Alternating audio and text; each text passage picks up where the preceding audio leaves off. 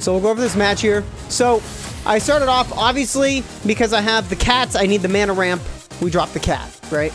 I do have the Chun, which sometimes Chun can be really good to drop right away, right? Can be good, but you don't want, if you're going to drop a Chun against the Rathalos, two things.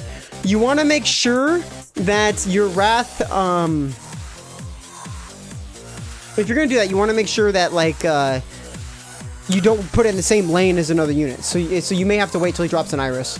So, we ended up dropping cats around the same time, supposedly. I don't think I waited that long. So, I thought about dropping Lair here, but I decided to be greedy. I was like, I'm gonna go for it because he dropped the cat. We both have the mana ramp, so I'm like, we're gonna be even on here. So here's what I'm thinking: if I can get the Chun-Li out there, what's gonna happen is I'm gonna have a really powerful card that can remove anything he tries to block it with. Because at this point, after dropping the cat, I picked up this card right here, right? So I picked up the Beast Cannon. So I'm thinking, all right, well, Beast Cannon on cat's not going to do much. I could play the Lair, but then we're just copying each other, and it's kind of silly. I'm going to throw a variation into this matchup. I don't know what he has in hand, but I have the Beast Cannon, and I also have the Reckless Charge. So I figured, all right, we're going Chun-Li. Now I figured here's another reason. I go Chun-Li. If he uses a buff here on any of these cards, I get a free buff on my Chun-Li. Alright, so the scariest thing he can do to my Chun-Li is to have a disarm. So if he has a disarm, it's gonna suck really bad. So I'm taking a risk that he does not have a disarm, because in his deck, he does have a disarm, which we saw in the game. So I knew that going in. So I went in and here. He blocks the Lair, which is totally fine, because I'm now gonna able to just remove that card. I took 1 damage. Totally fine, right? So he goes ahead and plays the Beast Cannon. I played Beast Cannon, and he countered because I was at max mana. So the thing what I did here is when I get close to max mana here, I know there's a couple things happening. So he played the Lair, and he didn't play anything. I'm going to turn the music down a little bit. He played the Lair, and he didn't play anything. So, and I know because he's playing a red-green deck, I know that his max mana is 5. So what I need to do is I need to try to play a card when he's maybe close to 5. And that way what'll happen is he won't get all the extra mana that he wants to get. And so by doing so, what's going to happen is it's going to take me from 4.5 mana down to 2.5, right? Like you see right here. But it's going to give me that extra 2. So I'm basically going to get to use 4 mana for 2. And he's not going to get any extra. So if he spends mana in this situation, which he does, he actually loses out, and he's actually spending 2 mana and not getting the free mana. So what that's going to happen is that's going to actually put me ahead in terms of getting free mana. So even though he's played 3 mana ramps and I've only played 1, he's only 1 AP ahead of me and 1 mana ahead. Not even 1 mana, because he's a half a mana ahead of me, right? So that means I'm in a great position because I have a powerful card that now there's not a card he can drop in front of it that will kill it. That'll survive, because he'll do 12 damage because of the hit he has, the damage he does. So, so this is kind of just, that's pretty much my thinking here. So, and so I go ahead and use this because I know, hey, that's the best option I have. I need to get whatever damage I can, because I'm right at the beginning of my attack phase. So the thing is, I'm right at the beginning of my attack phase, so I play the card that costs 1, and then what that allows me to do is, yeah, it gives him the free mana, not a big deal, but I need to get that card so I can get the free hit. Bam! I was trying to hit 12 really fast, is what I was going for. If he can't stop it, he's going to take 12, and that's going to hurt really, really bad, and it could actually end the game, because if I'm able to play another card, use Wrath Awoken on the next turn, I win. Because I'll actually have, at this point with Wrath Awoken, I can't click here, once I can. That would have given, because I was at 6, right? So if I hit Wrath Awoken 3, that put me at 9. 9 plus 9, 18 plus 12, that's win. That's a win. 2 hits win. So what I'm able to do is I still get the free hits, that's fine. And my attack isn't very much further off where it was. And in doing so, I was actually able to buff my cat here.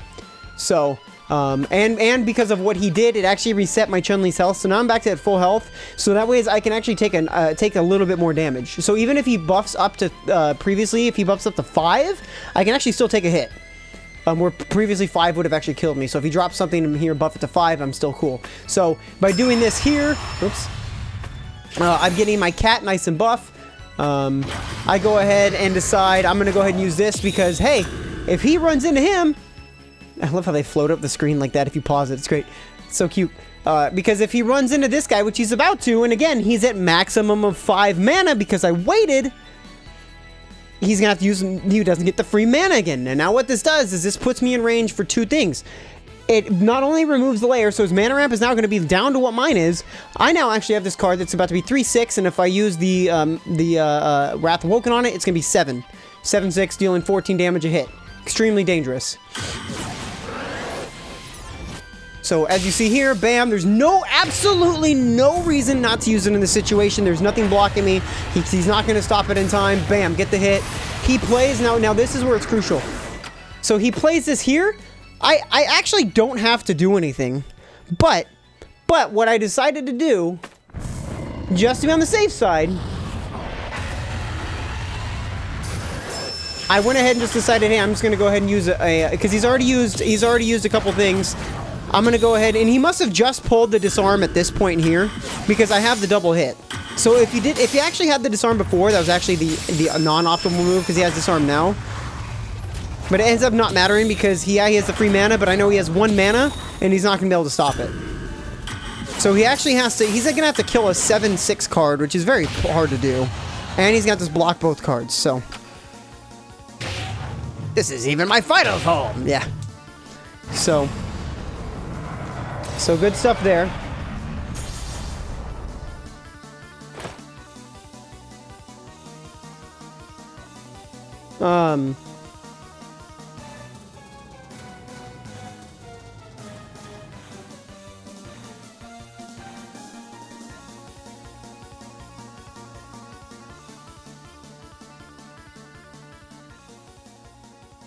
So that automatically puts us in what, 8th or something?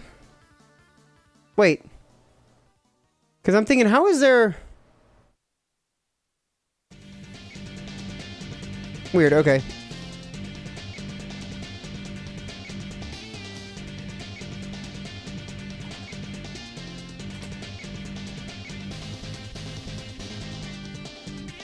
Let's see.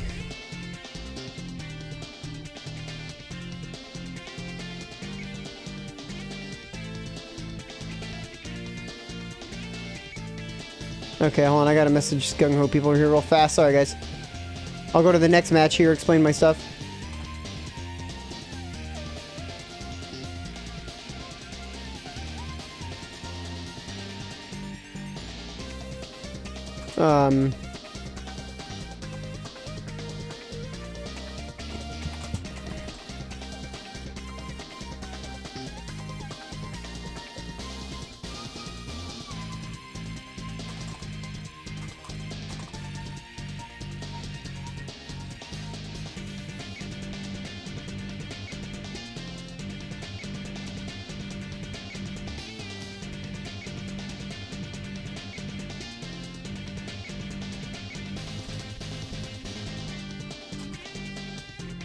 Just looking at something, I realized something weird. Alright, so we'll go to the next match. So I decided, I was trying to figure out, and for those who don't know, again, if I had I banned his Ouroboros. And again, the reason why I banned it is because I played him. I actually ran into him yesterday. I was on the car ride home from somewhere we were, and I was sitting in the back seat. I was playing Ryu, I ran into him. And he actually beat me. He beat me with his Ouroboros, though I will admit, I don't know if it made a difference, but I was on mobile data, so things were not really jumpy, but late as hell. They were sticky and whatnot, so, sticky, you know what I'm saying? I know you guys like stuff sticky. No, you can totally do that, but the thing is I'd rather play old school Dante, because that's more of a thing where if they don't have an option to deal with it, because I know how to play that really well, even against a Ryu, I know how to play that deck, right? So it means like, and the thing is you have to win with 3 decks. So if he wins with Wrath, he now has to play 2 other decks. So that's the thing is I go, okay, well now he's got to play with 2 other decks. He doesn't have to play the same deck 3 times in a row, so that was a choice he made. So the thing is that's why I was sitting here thinking, what do I play? What do I play? Because I was like, I wanted to save Ryu either for my last, because Ryu in my opinion is my pinch hitter, right? So I was like, I want to save Ryu for the win, like for my win deck, because I'm like, if I get Ryu out there and I'm 2-0, I want Ryu to be my win deck, right? I want him out there. I want him to whoop some ass. But the thing is, I was like, well, he's got the Wrath, and I'm like, Wrath, it might be tough to beat with anything else I have left in general. Just, you know, with 4s being removed, because I can destroy Wrath with Ryu, I can destroy it with 4s. Dante's kind of iffy depending on how they play Wrath and what they get, right? It's kind of like both sides, really, because if they get that seal and they seal me off really fast and I don't have a way to negate it, I'm in trouble, kind of a thing, you know what I mean? So yeah, so I decided to ban his Uro, he banned my 4s, which ended up working out, because the reason why I banned Uro is because Uro is one of those ones where if you high roll, like, I can just get boned, like, and have no chance. So I'll show you the Ryu matchup and my thinking process. Ryu is pretty simple. There's not a whole lot going on here. But there are generally 2 cards I want to start with when I play Ryu, and I did pull them both, which was nice. Or I pulled one of them. So the general rule of thumb for me when it comes to playing against Wrath with Ryu is, if he's gonna drop a card with shield, I want Axel. If he drops a card that doesn't have shield, I want Guy. Or if it's a mana ramp, right? Depending on what it is. So if it's a mana ramp, I want Guy, especially if he drops it, bam, right away. If he drops the 1/7, I want that guy out there. I want him out ASAP. Boom, get him out there. Start getting damage ASAP. I need to start doing whatever I can. But in this case, he drops an Iris, I believe it was, right? Yeah, so he drops an Iris. So the reason why I prefer the Axel over the Guy is because if I drop Axel, he gives me an instant removal of shield. If I play Guy starts about here with his rush, with these, even though he's 2/5, he's got to take the time to rush in here, bam, hit him, and then so by the time Guy's attack resets, Axel's probably about here, right? By the time Guy even hits. So Guy has roughly, we'll just say Axel has an extra 1.5 seconds advantage over Guy. That can make or break some things. So like in this situation, if he plans to play a 4 or 5 cost card, and I have this BB hood like you see in hand, which will allow me to remove that Iris, I need to get that BB hood out and kill that Iris as fast as I can to get him as little mana as possible, because he's gaining a shit ton of mana right now. Because if he's dropped 5, he's probably close to 4, 3. He's probably, let's see, if he dropped 5, I dropped 3. So he's probably chilling about 1.5 right now. So now he's probably at about 2. Now he's at 3. Yeah, see? So that's what I mean. That's why you want to get it, because he drops this card. If he goes to drop a 5-cost card, though, like another Iris, then I'm actually able to get this card out and kill this. So if I get a really good draw here, and boom, I didn't get what I wanted, still able to get, at least remove the shield here, so it wasn't terrible. He drops the cat, so I just sit here and wait. And the reason why I wait, and I make the conscious decision here to say, you know what, I'm not going to play anything. And the reason why I don't play anything is because I go, I don't want to give him free mana. That's number one reason, right? And he's got 3 units on the field. It's not like I'm clearing the board. I want to clear the board, and my Axel in front of him is already going to kill him. So he's basically buffing his Iris just to kill the Axel. That's a great trade. That's a great trade. That means he spent 7 mana on that Iris to remove my 3-cost Axel. That's like, the trade doesn't get much better than that, right? And then also right here, I know this, my BB Hood's about to run into the cat as well. So after using that, he's got no mana. This guy's about to go. Peace out. Peace out. His mana has just dropped significantly. Now, here I make the choice. I think I drop Laggy Cruise because that'll even my damage out. It'll leave him with 4. He'll block. That'll leave him with 2. And then when I go in and hit him, that'll kill him. So once again, he hasn't actually taken the hit yet, which is fine. Again, I don't want to give him the free mana. So this is where I'm going, okay, Laggy Cruise, right? So again, I'm like, okay, I'm more than willing to let my Laggy Cruise die. More than willing. I'm okay with that. You know why? Because I just want your mana ramp gone. I'm just going to build up MP. I just want mana ramp gone. That's all that matters, right? So, generally not a good decision against Ryu's or a lot of decks. And now, at least if the decks have damage cards, don't play the shield first unless your unit can take a hit from one of the 2 or 3 costs. You really need to know what options are available to your opponent. But he may be thinking, well, he didn't play anything earlier, so maybe he doesn't have anything. Well, I didn't play it because I was waiting for an optimal time to do it. How fast can you do these season pass missions? Pretty quick. Pretty fast. They're not too long. So, this is where I use it because I go, well, he just used a shield. The chances of him now having a shield, another shield in his hand is extremely low, right? Probably like maybe a 15% chance that he has another one in his hand. So he drops that there. That's fine. I'm not tripping.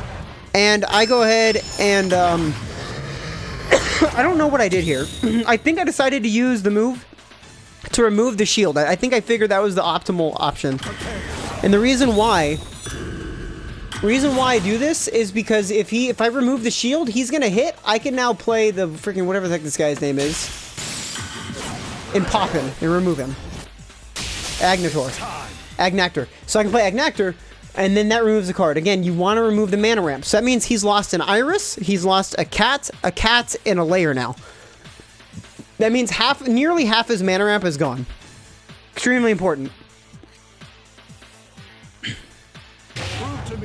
And by him playing cards and me removing stuff and him not playing anything on counter, that helps out a lot. So me playing that there, extremely important. Instantly removes the shield.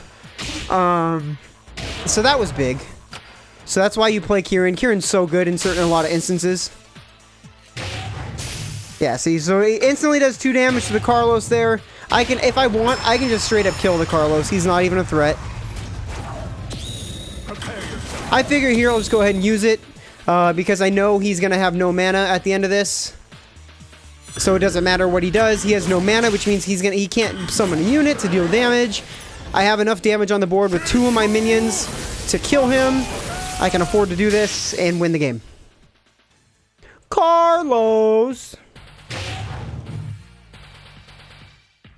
Yeah, so I knew that no matter what was going to happen there, if I just remove the card, it's not a threat. I actually didn't have to do anything there because he had no mana. So, he's going to have a 3-cost unit in his hand to block.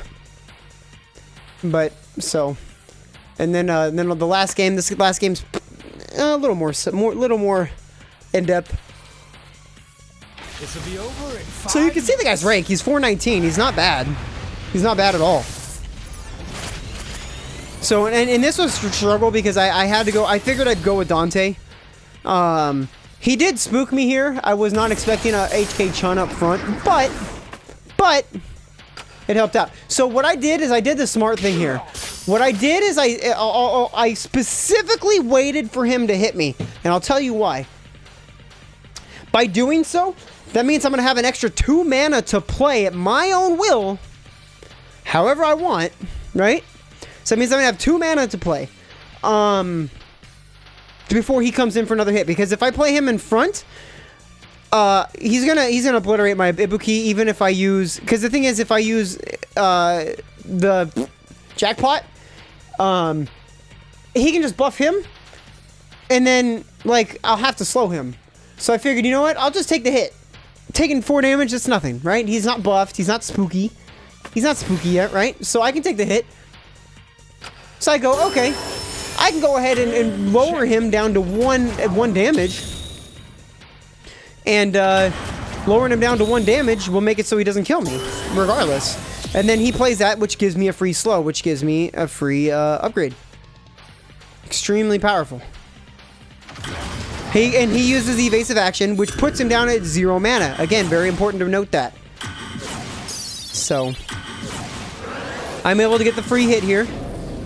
Helps out a ton. And then this is where he makes a big mistake here. I was actually just going to let my unit likely run into him, or I was going to use, Foresight, right? But because he decided to use a buff, I can just halt him, And now I don't have to actually worry about anything. This is where I could have made a minor change. I could have played Ada there instead. I opted to do that instead of the option. But not having a negate kind of sucks, so that's why I did it. I was like, I need a negate. Negates are important. And so I play the Ada, and Ada gives me a stealth ability here, which means any unit he places in front, which is what I do here, more or less, or pretty close. So, and he, kind of, I don't know if he realized what I have, but I was like, all right, I'm lower his attack. Okay, cool, a free stealth. So now I don't interact with his unit. So this unit's not scary. He doesn't have combo. He's not going to hit me anytime soon, and even if he hits me, he can't kill me. But because I have stealth, if he even wants to use the Wrath Awoken on him, sure, it puts him at 10 plus attack, but it's not scary because he's going to go right over me. Lilith is only good in some decks, so that's why I just ignored it. It wasn't a threat. And I have halts in hand. I have a halt in hand, so I didn't have to do anything with it. I had a halt, I had a negate, I had everything you need, so. So that's kind of how that went. So, explaining it to the viewers.